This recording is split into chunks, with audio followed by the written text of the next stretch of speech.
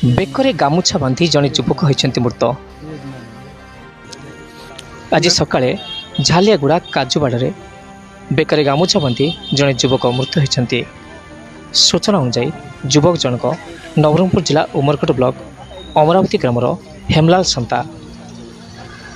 2 ମାସ ପୂର୍ବେ ସେ ବିଶାଖାପାଟଣାକୁ ଦାଦନ ଖଟିବାକୁ ଯାଇଥିଲେ। ହେମଲାଲ ଜଣେ ମାନସିକ ରୋଗୀ ଥିବା ଜାଣି ତାଙ୍କୁ ତାଙ୍କ ଗ୍ରାମରେ ଛାଡ଼ିକି ଆସିବା ପାଇଁ ତାଙ୍କର ଗ୍ରାମର ଜଣେ ବ୍ୟକ୍ତିଙ୍କ ସହିତ ପଠାଇଥିଲେ ଠିକାଦାର।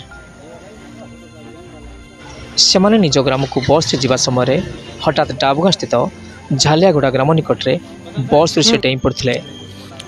ପାଖରେ ଥିବା କାଜିବାଡ଼କୁ ଧାଇଁ ପଳାଇଥିଲେ। ବସ୍ଟି ଝାଲିଆଗୁଡ଼ା ଛକ ପାଖରେ ପହଞ୍ଚିବା ପରେ ତାହା ସହିତ ଆସିଥିବା ବ୍ୟକ୍ତି ବସ୍ରୁ ଓହ୍ଲାଇ ତାଙ୍କୁ ଖୋଜାଖୋଜି କରିଥିଲେ।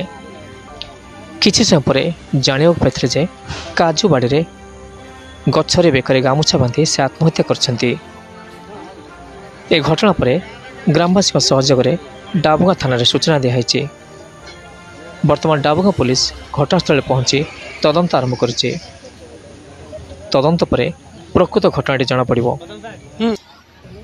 ନବରଙ୍ଗପୁରରୁ ମୀର ସାଗର ପାତ୍ରଙ୍କ ରିପୋର୍ଟ, OTN TV।